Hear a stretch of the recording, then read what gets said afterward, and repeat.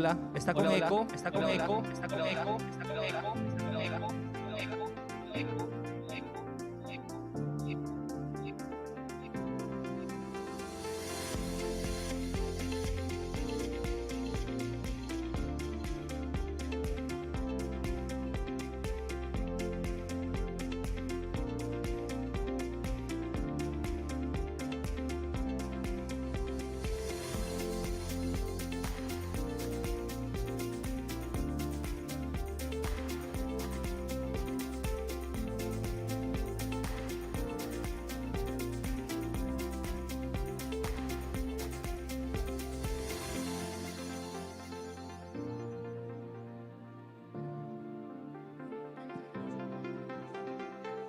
Hola.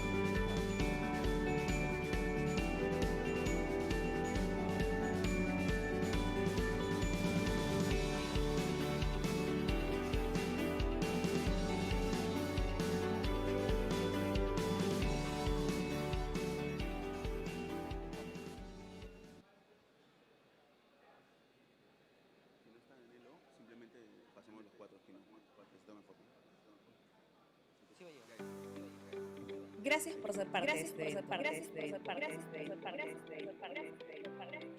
A partir de este momento, te solicitamos, por favor, colocar tu celular en modo vibrador en silencio y permanecer sentado para no interferir con el desarrollo. Recuerda que está prohibido fumar y vapear en lugares públicos como este. En caso de emergencia, conserva la calma, identifica las puertas de salida de emergencia más cercanas y evacúa inmediatamente hacia ellas. No corras, grites, empujes ni generes aglomeraciones. Si escuchas una alarma como esta, dirígete hacia ella de manera ordenada, siguiendo las rutas de evacuación puestas a disposición. como medida de prevención, no difusión, galeras, como mochilas o lancheras. Muchas gracias de antemano por seguir. Disfrute el evento.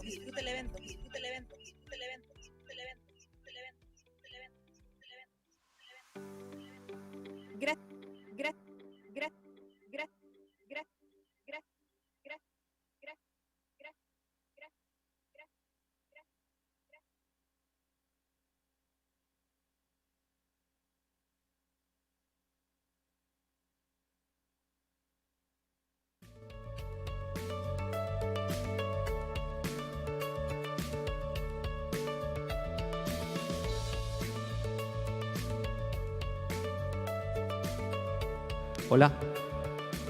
Hola. Ya, genial.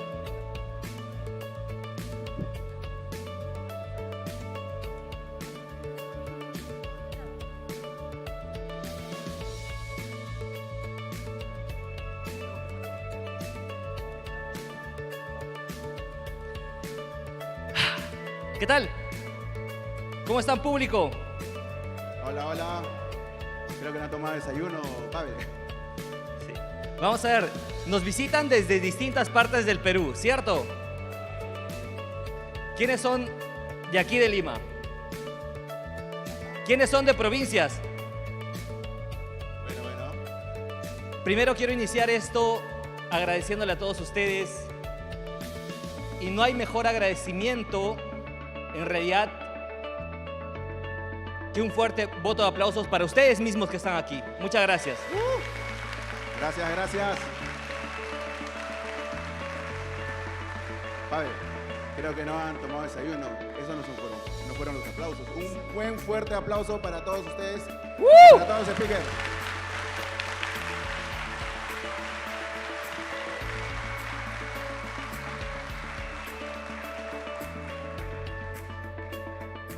Bueno, antes de iniciar quiero comentarles que nosotros tenemos un código de conducta. Este es el KCD Lima, Perú 2026. Y tenemos un código de conducta para ser respetuosos y considerados, abstenerse de comportamientos degradantes, discriminaciones y acosos. Así como también ustedes pueden alertar tanto a los organizadores como también a la página que tienen ahí o al código QR para hacer alertas o comunicarnos sobre algún acto de estos que puedan estar sucediendo dentro del evento. ¿Ok? Pueden escanear el código QR que también está enlazado con los códigos de conducta de la CNCF, de Cloud Native Computing Foundation. Y bueno, primero vamos a darle la bienvenida a nuestro anfitrión, Eric Biaggioli, que es el director académico. Recíbalo, por favor, a Eric.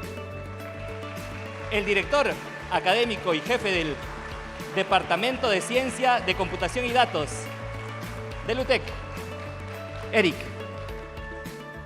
Bueno, hola a todos, bienvenidos. Es un placer y es un honor para nosotros en UTEC hostear este evento. Nosotros en el Departamento de Ciencia de la Computación y Ciencia de Datos, nuestra misión, nuestro objetivo es posicionarnos como uno de los centros de tecnología más importantes de América del Sur. Así que para nosotros es una alegría enorme hostear este evento. Ojalá que se repita. Le agradecemos mucho a la organización por elegirnos como anfitriones y bueno, les deseo que disfruten mucho del evento. Los invito a quienes tengan interés a darse una vuelta por los stands. Tenemos presencia del Departamento de Ciencia de la Computación y Ciencia de Datos ahí entre los stands, entonces estaremos ahí. Y bueno, voy a cambiar a inglés para darle la bienvenida también a los keynote speakers, porque voy a hacerlo en inglés eso. So I also want to take the opportunity to welcome our keynote speakers, and I wish you all a very nice day, to enjoy the event, and welcome to UTEC. consideremos el evento inaugurado. Muchas gracias. Gracias, gracias.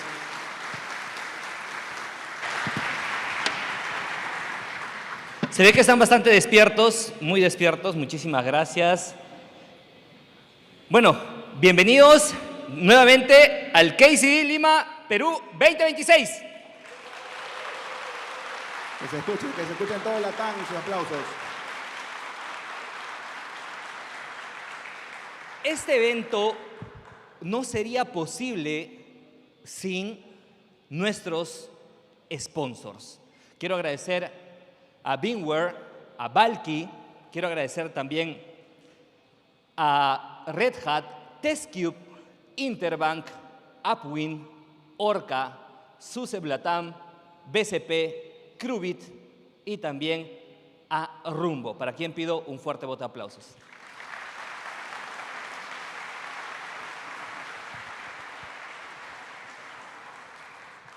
Y ahora queremos presentar también a nuestros keynotes y queremos presentar primero a Jeffrey Sica. Fuerte aplauso para Jeffrey Sica. Queremos presentar Víctor. también a Víctor Farsic.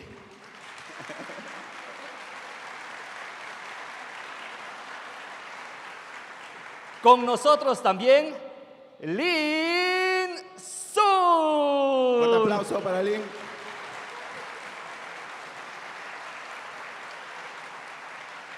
Y también acompañándonos aquí, Mauricio Salatino. Un fuerte aplauso.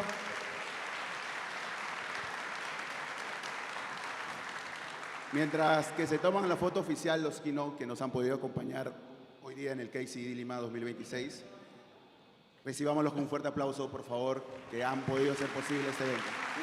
Una foto en el centro, por favor, en el centro, para que puedan tomarles fotos. Sí. Please.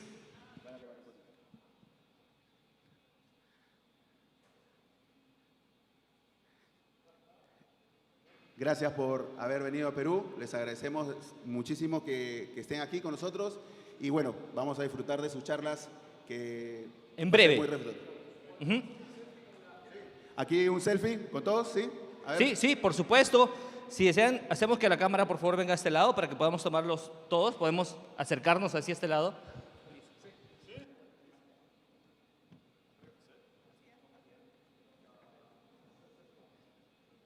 Aquí. Ven. Bye.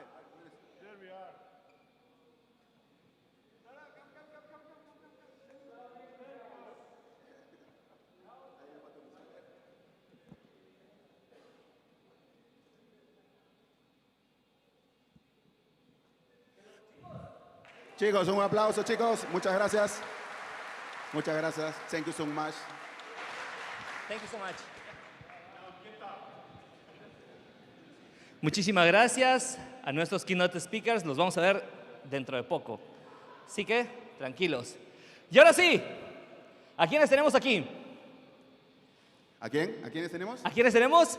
A todos nuestros speakers. Más de 40 speakers en el KCD 2026, querido Joshua. Un Y fuerte justamente aplauso. queremos un fuerte voto de aplauso para ellos. Disfruten el día de hoy. Van a tener charlas, ponencias de diferentes partes de la TAM. Va a ser muy fructífero para ustedes, así que disfrútenlo. También tenemos a quienes nos apoyan y quienes son nuestro brazo operativo, nuestros voluntarios, quienes van a estar siempre guiándolos a ustedes y ustedes los pueden identificar porque están con sus credenciales de volunteer y sus nombres. Muchísimas gracias a los voluntarios. Gracias, gracias a todos ustedes.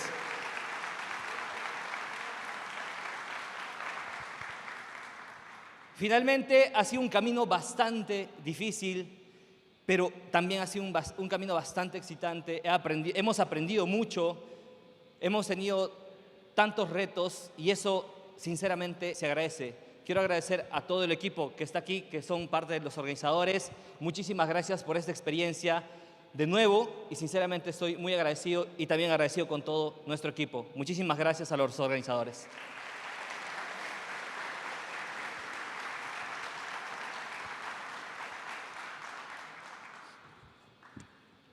Bueno,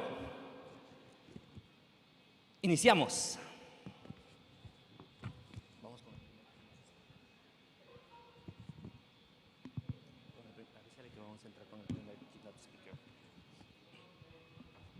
¿Cómo están? ¿Qué expectativas para este evento? ¿Muy buenas o no? ¿Sí? ¿Por qué están? Sí, sí, sí. ¿Cómo están?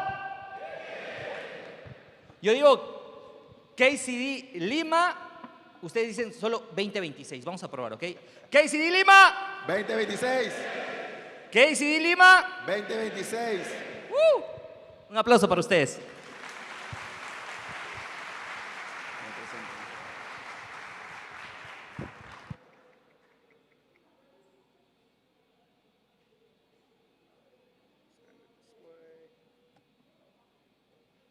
Hacemos a nuestro keynote speaker, levanten la mano. ¿No conocen a Jeffrey Sica? ¿Conocen a Jeffrey Sica? Ahí está. Vamos a ver, nuestros voluntarios. A ver, ¿quién es? Vamos a tener premios, vamos a tener obsequios. Todos ahí. Que me diga que conoce a Jeffrey Sica, un voucher. Un voucher. Ya, bueno, con ustedes, uno de nuestros keynote speakers, Jeffrey Sica. Hello.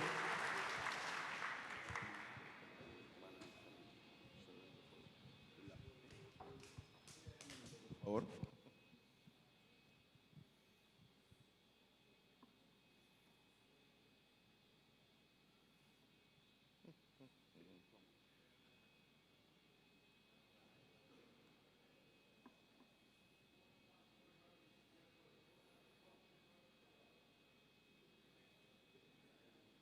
It's always tech issues.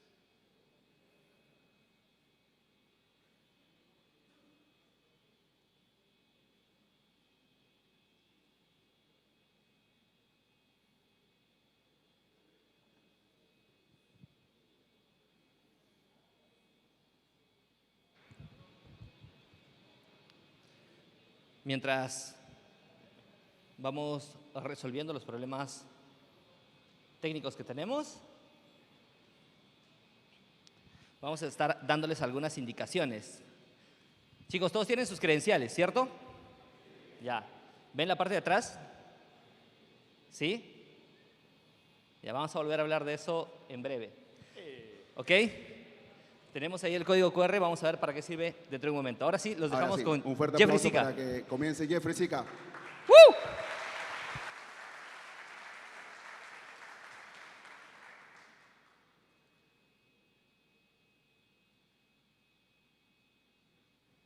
I will apologize now. Lo siento. I speak zero. That is all the Spanish. Cerveza. I know cerveza, and that's it. The important stuff.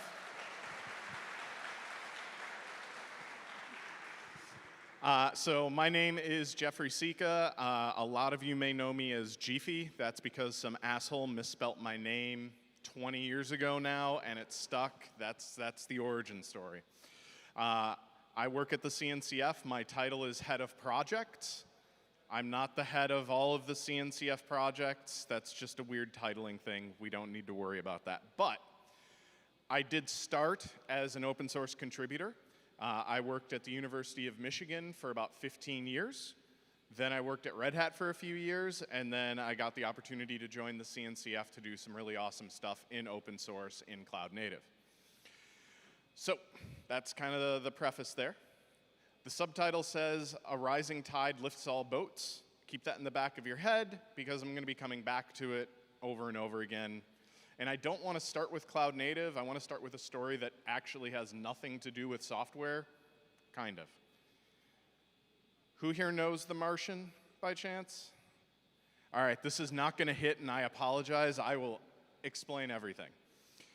Matt Damon goes up to Mars, some bad shit happens, and then he is stuck on Mars for like a year and a half, and NASA's trying to get him back. There's some potatoes involved. He says, I'm gonna science the shit out of this. That's what happens. What most people don't know about this story, and I swear I only learned this a week ago and then was like, this is perfect, this is a great story, was how the story actually got made. Before it was a movie, it was a book, you could buy that, I knew. Before that, it was just a guy with a website. That I didn't know. So, true story, Andy Weir was a working programmer. Andy Weir was the author of The Martian, Project Hail Mary, blah, blah, blah. He worked at AOL, he worked at Blizzard, didn't know Blizzard. He worked at Mobile Iron. And on the side, he's writing this novel about a dude going to Mars, getting stranded. Publishers had rejected him for years about this story, so he does what any programmer does, especially in this day and age, when someone that would try and gatekeep his ideas, his content, he says, no, I'm just gonna ship it. He posts it on his own blog, free, one chapter at a time. This is long before things like Patreon where people are doing that, for an audience of like 2,000 or 3,000 really hardcore science fiction nerds. There's no agent, there's no marketing, he's just a guy with a weird hobby and a comment section that he listens to. And something kind of weird happens, but it's not weird to those of us in the room. His readers start filing bug reports against a novel. His audience was chemists, physicists, NASA folks, and every time Andy got one of the numbers wrong in his novel, people are up in arms. You know the phrase, if you want to know what's right, say something wrong on the internet, you're going to get 100 corrections. Burn rate is off, how hydrazine works, yeah. Andy did the thing that actually matters. He merged all of the good ideas, all the good, fixes, and every chapter the science got a little bit sharper and a little bit better. Better than he could have written alone. There's one math mistake that he did decide to keep, and it winds up being a really important thing in the movie because he rewrote it so the mistake actually causes one of the crises that Matt Damon has to deal with. Eventually, the readers were like, hey, can I get this on my Kindle? So he puts it on Amazon Kindle for 99 cents, the lowest he could possibly put it on there. And then, like 2 weeks later, it's a New York Times bestseller. And he did all of this because he accidentally started an open source project with his novel. And by the way, since then, he does this with all of his novels. That's kind of the whole talk right there. Open source was never really about the code. It's about community and taking ownership. That idea. License, repo, pull requests, that's all mechanics. The actual invention was a way for a bunch of people to co-own a single idea together.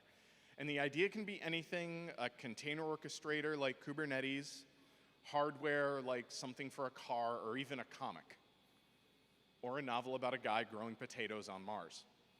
Andy didn't get contributors because he wrote beautiful prose or whatever. He got contributors because he left the door open and people were interested.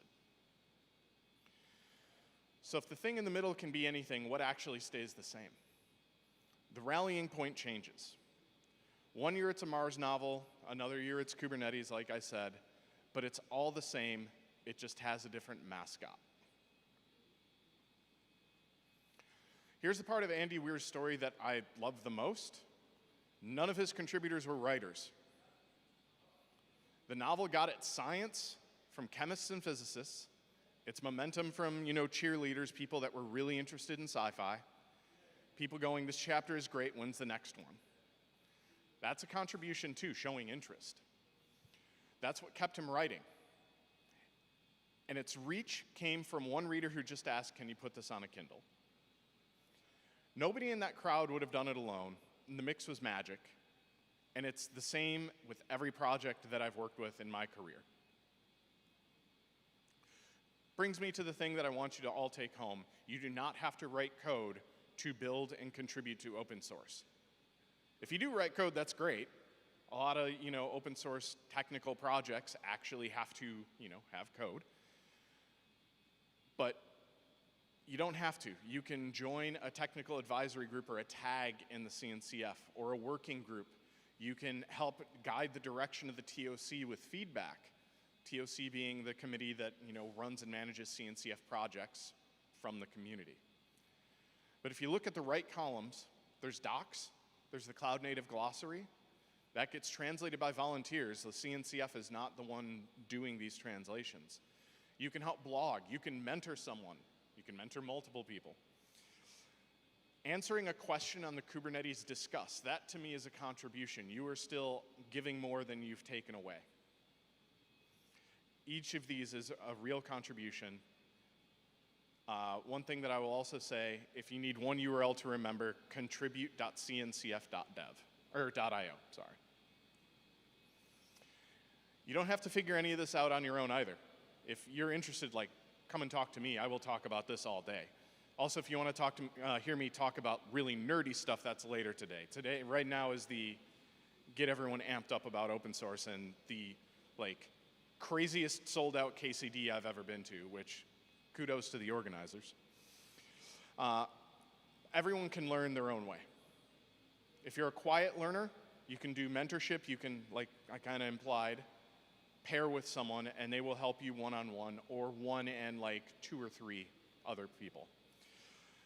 If you like achieving learning on your own, you could potentially go the Cubestronaut route, which, how many Cubestronauts are in the audience? Raise your hands. I see only one raise your hand. Maybe I'm blind. There's a bunch of Cubestronauts here that I don't know, and I have a bunch of jackets for you. So hopefully you come and find me, or I already forgot who I'm supposed to give them to. Enzo. I'm supposed to give them to Enzo. If you're an extrovert and you already happen to know the technology, become a mentor. Get involved. Ambassadors, organizers, you start a KCD. You start a small meetup and then you grow it into something large. This is the on-ramp. The language part of this title, every healthy community speaks one of these 4 phrases. They're from our contributor primer, but it really is how this community works, how open source works, how Andy Weir's book worked. You defer to open. Decisions, docs, disagreements, they can happen in public. If you have a disagreement with someone in open source, that doesn't mean they're mean or they're bad. How they might disagree with you might give you an idea of what kind of person they are. But that doesn't mean that they're out to get you. They just have a different opinion than you. That's okay, in my opinion. It's a marathon, not a sprint.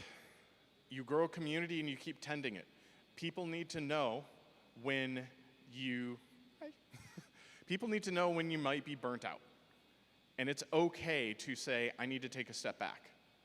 That's more healthy than trying to force yourself to do something over and over and over again and then it just doesn't work. And then you feel even worse. Assume positive intent. This goes back to the disagreement thing. Someone's disagreeing with you. It's okay. It's not because they're out to get you. It's because they have a different opinion than you. Maybe you're wrong. Maybe they're wrong. Who knows? But talking it out is a lot better than just getting mad. And finally, it dovetails into just be excellent to each other. We're all here for a really good reason. We're all here to learn, celebrate, improve your career. All of these are acceptable. It's great. None of these things are actually about technology. They're all about dealing with people. The culture that goes with that language, if you want to get involved in open source, you can attend open source meetings and not say anything. Camera off, mic off. Someone might ask, anyone new, introduce yourselves. You don't have to. If you're comfortable, please do. But you don't have to. You can just start attending things and seeing how projects actually form, how they work, how they talk together. Good first issues on open source projects are a great idea.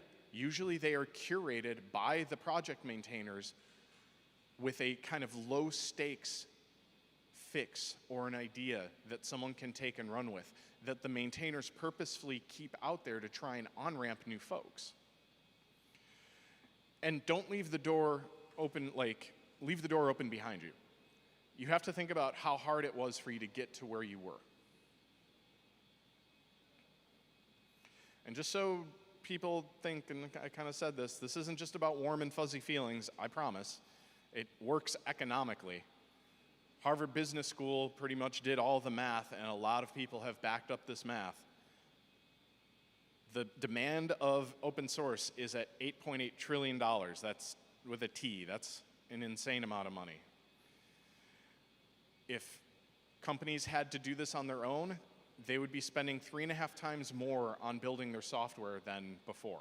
So companies are saving money, and we're still getting to build stuff out in the open. The entire number is built on community stuff that I've been describing, which still doesn't talk about tech yet. Contributors strengthen the communities, communities strengthen the contributors. It's a cyclical loop, and it produces an insane amount of value for everyone. And if you're sitting there thinking, okay, but AI, and I'm sure other people are going to talk about AI, this is the only AI slide. Good news. AI didn't make this community irrelevant. It is we are the foundation that AI is sitting on top of. 82% of container users are running on Kubernetes, and 2/3 of organizations that are serving AI workloads or doing training are all doing those on Kubernetes. The models are getting the headlines because, I mean, AI, AI, AI. But cloud native is the infrastructure that they all live on. Kubernetes is basically the operating system for AI, just like Linux is the operating system that most Kubernetes clusters run on top of. And we even have an AI conformance program to try and strengthen that link so that Kubernetes is like the AI native infrastructure for them. So if you're an end user wondering where to invest your time or skills, you can still invest in AI by investing in the platforms that run all of your workloads, usually Kubernetes. All right, I'm done with AI. Back to that rising tide. Here's the thing about tides. They're usually not just one big wave. They're made of really small things. A first pull request that got a kind review from someone that actually cares, instead of a brutal one, hey? A string translated into someone's language. Again, I'm sorry, I'm only speaking English. A maintainer answering a question at 11 p.m. because they can't sleep or they're an obsessive compulsive. Someone just typing, hey, glad you're here. Here's like documentation. A first talk at a KCD. There are a lot of first-time speakers here today, so make sure you give all of them, all of the speakers, like a good round of applause. You blew us away when you started up, clapping back there, and we were like, holy crap. Quick little story, side note. I said I worked at the University of Michigan for 15 years, then went to Red Hat, then the CNCF. I got started with Kubernetes really early. Like, Kubernetes was open sourced, I think it was May or June of 2014. And then a buddy of mine, Bob Killen, and I, we both worked at the university. We started using Kubernetes in production at the university in November. Spoiler alert, it was actually so unstable we stopped using it in December, and then kind of just followed but ignored it for like a year. But we still got involved. We still filed, issues of the stuff that we found. And that was kind of the way it was for a couple of years until we caught wind of a local meetup that we weren't involved with at all. And then we attended that meetup, met someone named George Castro, who happened to be this community manager in Kubernetes back in 2017. And then he kept bugging us to, go back, start, getting involved in the Kubernetes community. Had I not gone to my local meetup, and then I eventually became an organizer, but had I not gone to that local meetup and talked with someone that I had no idea who they were, but they were just super excited about the technology, I would not be here. Like 100%, I would not be here. I would not have left the university. I would not have gone to the CNCF. I would not be talking here. Getting involved locally is huge. I cannot emphasize that enough. And at the time, it didn't feel important. I thought I was just talking with this dude that was super excited about Kubernetes and open source. Now I'm here. The tide is rising here. Like, you all are not catching up to open source. You are driving it. When I pulled these stats, it blew my mind. Like, almost 1 million developers in Peru alone are on GitHub, and that's a growth of almost 6x from 6 years ago. insane. And also, it's not just GitHub accounts. If you look at statistics in CNCF projects, you're contributing to Kubernetes, OpenTelemetry, Prometheus, Argo, Istio, like everything. You all have your fingerprints in these, projects. You're already there. So, I mean, I met George at a meetup. Look around. Like, look at each other. I get a nice view of all of you, and hopefully the selfie will kind of do it, but this is what I've been talking about for the last few minutes. Organizers who did this are all volunteers. First-time speakers, shout them out.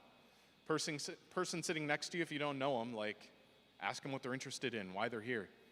If they want to advance their career, that's just as good as I'm a contributor to a project. KCD Peru, you're lifting the tide of this region. So the next people that want to run a KCD, it's going to be even easier. You're going to be even bigger. I am going to butcher everyone's name, and I'm sorry. Joshua, Andre, Alamendra, Bianca, Enzo. I already heard someone laugh. I'm sorry. Jean-Paul, Pavel, Ronald, Michelle, gracias. That's the only other word I know. You've done an incredible job. Thank you so much. Everything I've shown you today kind of reduces down to the same thing. People choosing each other and wanting to build things in the open. Another thing that I didn't mention, when you are a maintainer of a project, there's this unspoken, but I'll speak it, rule. You pick the project over your company.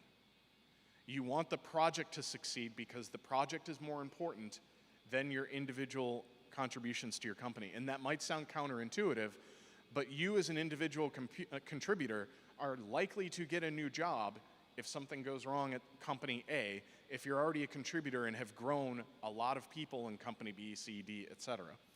It all comes down to people. None of it happens without the community. And that's not some thank you, silly thing. It's really how it works. Every talk I give where I'm talking about open source and trying to, rally the troops, I always show this picture, and it changes. The picture changes each time, but it's a picture of all of the maintainers at the latest Maintainer Summit. This one was from Amsterdam earlier this year. Every person in this photo is a maintainer of one of the CNCF projects, or multiple. There's a lot of bleed over. And they all started somewhere. And I know a lot of their stories. They did not think they would get to where they are, and then 2 years later, they're actually a maintainer that can talk on behalf of the project. It starts with a first issue, a meetup. You never know. So my homework, pick one. It's up to you. Find a first issue, clotributor.dev.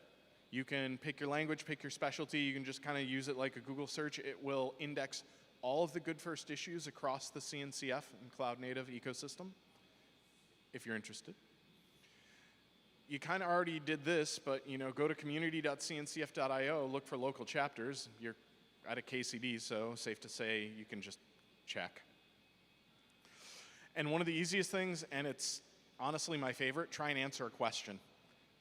If someone asks, even if you don't know the answer, you can use that as a trigger to go research and try and answer it on your own, and then maybe help someone try and answer it together. You could say review one PR. It's up to you. The tide is not this abstract concept. It's literally just people working together. So if open source embodies one thing, it's this, and it's in our contributor primer. It applies to code, docs, community, everyone. Leave things better than you found them. It's also like a Boy Scout motto, Girl Scout motto. When you go camping, you make sure that you leave nothing behind, and usually you try and leave things better than you found them. That's the end of my talk. I hope to talk to many of you in the hallway today. And now I'll give it to people that are going to actually talk about tech stuff, not just touchy-feely open source stuff. So thank you all.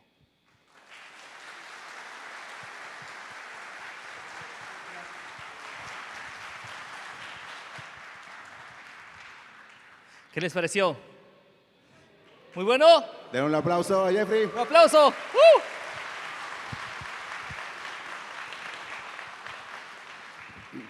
Bueno, hoy le voy a presentar a Víctor Farsi. está aquí con nosotros, va a dar su charla Keynote Speaker.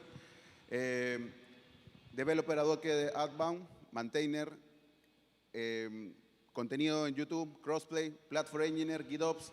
Recibamos con un fuerte aplauso que va a ser su Keynote. ¡Eso! Los dejamos, por favor. Vamos a conectar. Ahí está. Muchas gracias. Así se oye. Vale, muy bien. Español, inglés. Inglés. ¿Español o inglés? ¿Qué han dicho? Spanglish. Yo no hablo español. Vale, venga. Vale. ¿Qué han dicho?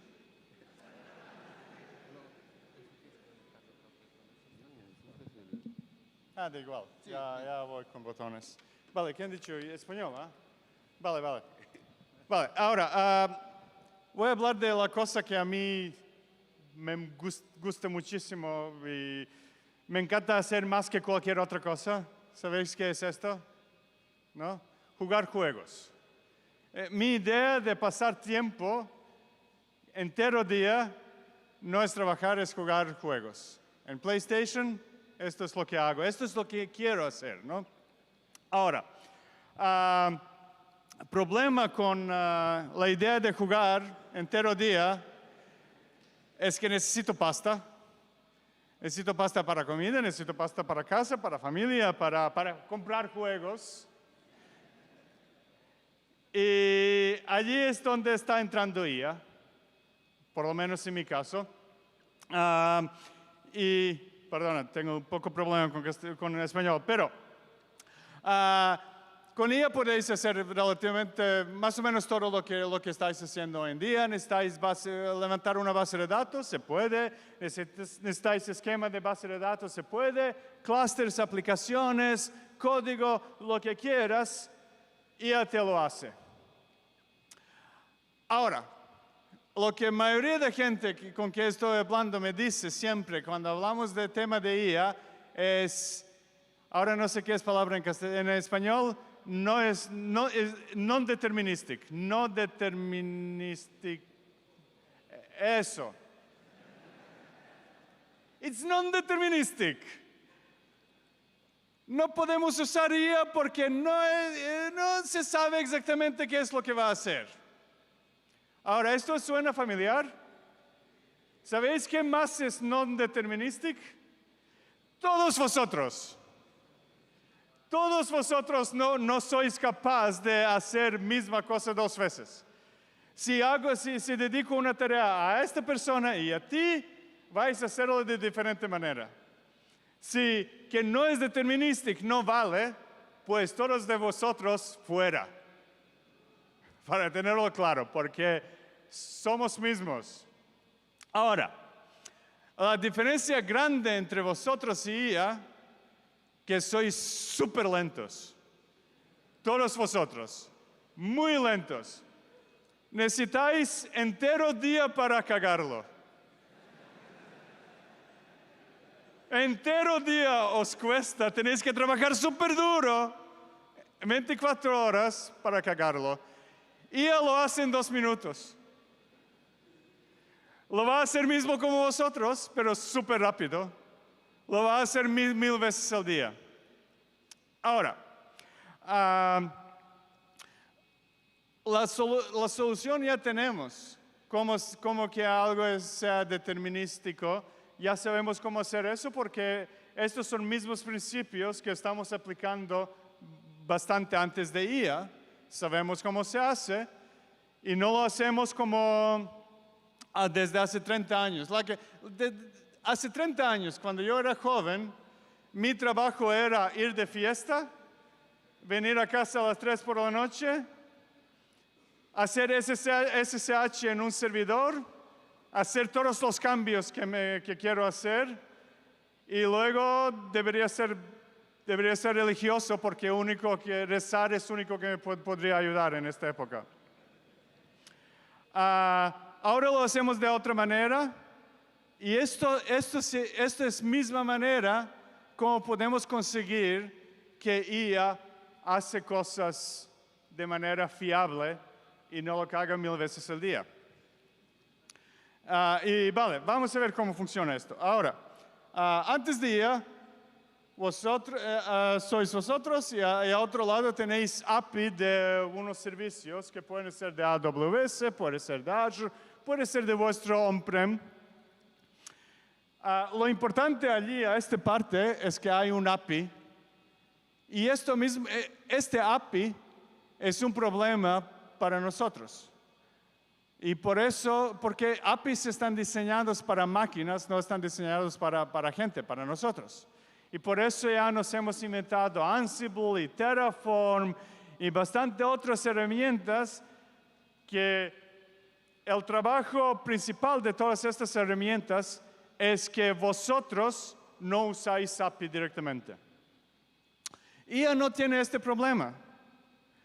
A ella le encanta, mis agentes le encanta usar APIs de servicios y ir directamente a hablar con API y hacer lo que hace falta. No tiene ningún problema con eso, no necesita Ansible, no necesita Terraform, no necesita ninguna de estas herramientas. Con IA es otro problema, que es de una manera parecida como de nosotros, que estos APIs allí en cloud no son nuestros. No hay APIs que están diseñados de manera como hacemos base de datos en nuestra propia empresa. No tiene reglas de nuestra empresa, no está simplificado para lo que necesitamos, etcétera, etcétera, etcétera. Por eso normalmente hoy en día, y especialmente con IA, tenemos un control plane que es realmente un clúster de Kubernetes. Pero en este contexto, cuando hablo de Kubernetes, no hablo solo de Kubernetes donde se pueden ejecutar contenedores de vuestras aplicaciones, pero Kubernetes, con todos los beneficios de Kubernetes, que nos permita crear nuestra propia API, y esto se hace con Crossplane. Hay otros proyectos. Por cierto, todo lo que os estoy enseñando hoy es gratis, es open source, es en CNCF, etcétera, etcétera, etcétera. Y lo que nos permite es crear nuestra propia API, que nos permite diseñar qué significa tener un clúster, qué significa una aplicación, qué significa una base de datos, etcétera, etcétera, etcétera. Y una vez que diseñamos API, que es exactamente lo que necesitamos en nuestra empresa, a partir de allí, el número de errores o cagadas que va a hacer IA se va a reducir drásticamente, porque ahora tú no puedes controlar entero AWS. Tú puedes hacer lo que quieras, pero dentro de API que hemos diseñado. Pero, si alguien hace esto, si uno de vosotros va comunicando directamente o a través de agentes directamente con este control plane, con Kubernetes, parecéis perder trabajo, porque esto no hacemos. No hacemos porque es súper difícil saber. Para consultar qué es la situación actual, sí. Para escribir algo, no, porque así no se sabe quién ha hecho qué, por qué se ha hecho, no hay audit trail, etcétera, etcétera, etcétera. Por eso ya hemos llegado a la conclusión que la mejor manera de hacer cosas es no tener acceso a nada, por lo menos no para escribir, y comunicar directamente con Git. Tú describes lo que quieras, lo mandas a Git, y allí Argo CD o Flux lo va a sincronizar dentro de Control Plane a Kubernetes, y a partir de allí Crossplane va a hacer la magia de convertir esta petición a recursos, a base de datos, a network, a disk, a lo que uno necesita. Pero esto todavía no reduce completamente el daño que puede ser humano o que pueden hacer unos agentes, porque lo que falta aquí para que esto funcione de verdad bien son políticas, no sé si dice policies, que es realmente Caverno. ¿Alguien lo conoce? ¿No? ¿Sí? Igual. Lo que Caverno nos permite es crear política tipo, puedes desplegar solo en esta región, puedes tener máximo 6 réplicas de algo, etcétera, etcétera, etcétera, ¿no? Nos permite crear policies que luego, independiente de quién está haciendo qué y qué se está subiendo a Git, si no pasa estas reglas, no va a ser aceptado. Reduce la probabilidad de cagar. Ahora, no sé si es permitido decir en Perú cagar, si no, vivo en España, allí decimos hostias todo el tiempo. Si me he dejado hablar en inglés, sería más fino, pero en castellano no sé. Ahora, único que nos falta y para esto tenemos el quinto proyecto, también gratis, también open source, que se llama Model Plane, que nos permite generar, correr nuestros propios modelos de IA, controlar exactamente qué está pasando allí, monitorizar, etcétera, etcétera, etcétera, en una escala bastante grande. Ahora, si implementáis todo esto, sino con agentes de igual, vais a reducir drásticamente posibilidad de hacer cosas mal, sin reducir productividad. Todavía podéis ir súper rápido, vuestros agentes pueden hacer 2.000 líneas de cambios cada minuto y todo esto, ¿no? Con situación bastante fiable. Hay unas cosas más que quizás se podrían añadir, pero esto es la base. ¿Cuánto tiempo ha pasado? ¿Cuánto tiempo tengo más? No sé. Ya veremos. Me van a echar de la escena. Y vale, esto es la conclusión de todo esto. Y no estoy mintiendo, de verdad que estoy jugando más PlayStation que jamás antes. Más que nada porque estoy esperando que mis agentes, normalmente en mi caso, en este momento mismo probablemente hay unos 30 agentes trabajando para hacer cosas mientras yo estoy hablando con vosotros. Estos son mis 15 minutos, o 20, o 10, o no sé cuánto ha pasado. ¿Alguien tiene alguna pregunta antes que me echen de escenario? Tú. Grita. ¿Quieres micro? Mira. Venga. Sí. Bueno, yo estaba probando OPA en lugar de Kyberno, pero no sé, según su experiencia, ¿cuál es mejor? ¿Y por qué? ¿Eres masoquista o persona normal? Depende, según esta respuesta te voy a responder de verdad. Masoquista. OPA es perfecto, me encanta, deberías usarlo más.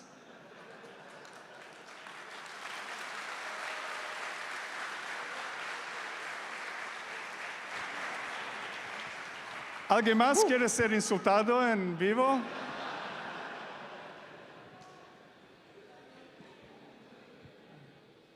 Mira. Corre. ¿Quién era?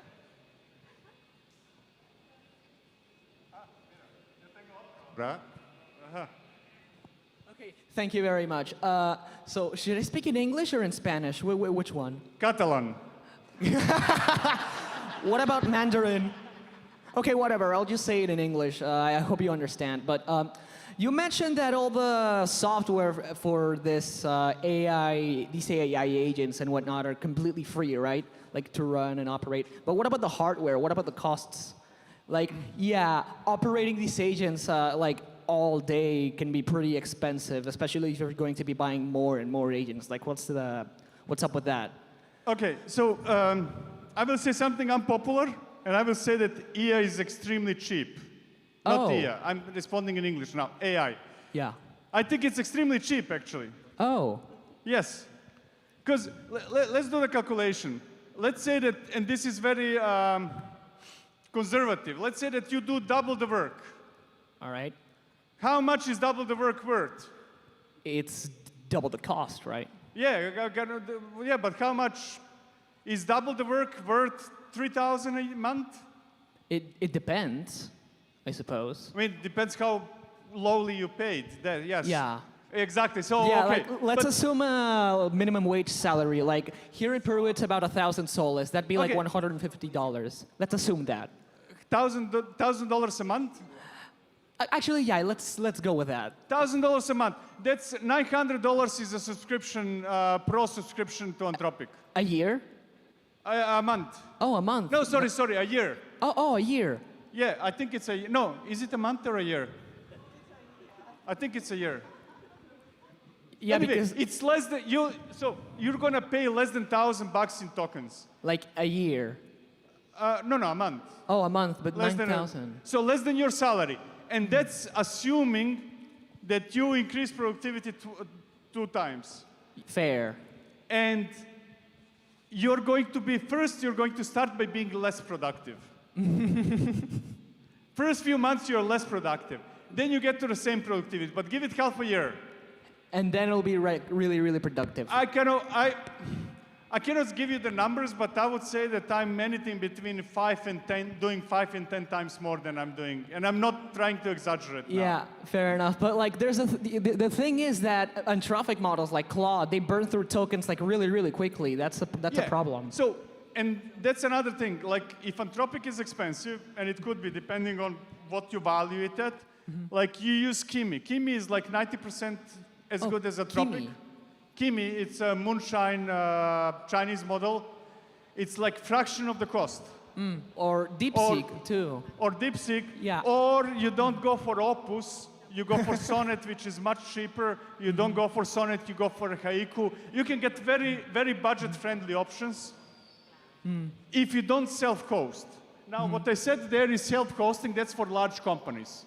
You cannot self-host yourself because just the investment in GPUs would be too much. Yeah, like if you try to self-host in like as a single developer in a single laptop, it's gonna blow up. It's gonna blow up. Yeah. Don't. Whomever tells you buy Mac Mini is bullshitting you. Don't do it. Yeah. You see, I'm saying those things in English as well. So yeah, use Kimi, use Moonshine Kimi, use DeepSeek. They are extremely cheap. And it's worth it. You can play more games. ¡Woo! Nuevamente un fuerte aplauso para Víctor Farsic. Que se siente ese cariño. Gracias, Víctor. Gracias. Bueno, seguro en los posts que han visto en el KCD han visto este libro, ¿cierto? ¿Cierto o no es cierto? A su mano derecha tienen a la autora de libros de Solo AI. Denle un fuerte aplauso, por favor.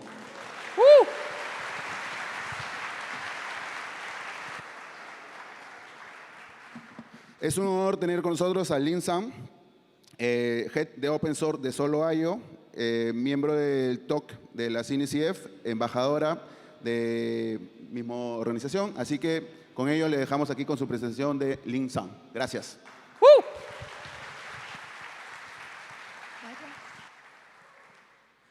Hello, good morning, everybody.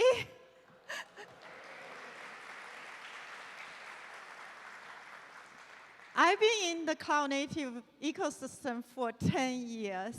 I've done every single role in the community. I started as a maintainer for one of the most popular projects, Istio, and I also become a tag network lead, and I become a CNCF TOC member 2 years ago. I'm also a CNCF ambassador. Even though I've been in the community for so many years, I still struggle. I still remember last July, I was debugging a networking problem on my computer. I was trying to figure out an MCP server. I remember it was GitHub MCP server. It was hot in my office. And I couldn't figure out what's going on. Basically, I want to have a proxy in front of my GitHub MCP server to route the traffic, to change in my MCP server from STDIO to streamable HTTP, and I just couldn't get it working. So I had to bug one of my coworkers who happened to be won the top committer award of CNCF last year, John Howard, if you know him. And he figured out I had a stupid mistake. I know, we all make stupid mistakes sometimes. It was the label selector wasn't matched, so it couldn't pick up the endpoint of my GitHub MCP server from the service, so the proxy couldn't route the traffic to it. I know it's a silly mistake. I started thinking a lot with agentic AI, how nice would it be if we have somebody else as an actual pair of eye to help us troubleshooting problems, to help us bring a much nicer, simplified experience to our cloud-native user, particularly the next wave of cloud-native user who doesn't know as much as Kubernetes, who doesn't know as much as Istio, Cilium, or anything else, well, they could potentially interact with cloud-native projects using natural conversations. So that's going to be the topic today for me, and hopefully, I'm going to be able to do a live demo, so I'm going to ask you all, do me a favor, don't get on your device, don't use the Wi-Fi, so my Wi-Fi would be good. If you can do that, I would really appreciate that.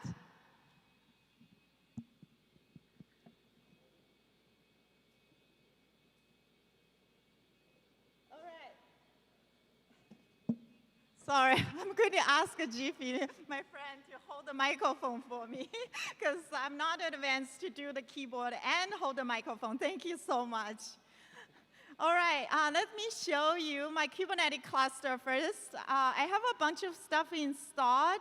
I have the GitHub MCP server I was talking about. I have the Argo MCP server. I have, everything is open source. I have K-Agent installed that allows you to run AI agents easily in Kubernetes. I have KMCP installed, which allows you to deploy MCP server declaratively using YAML. I have Istio Ambient installed, which brings the sidecar-less experience service mesh through error message. No healthy backend, right? So this is not great.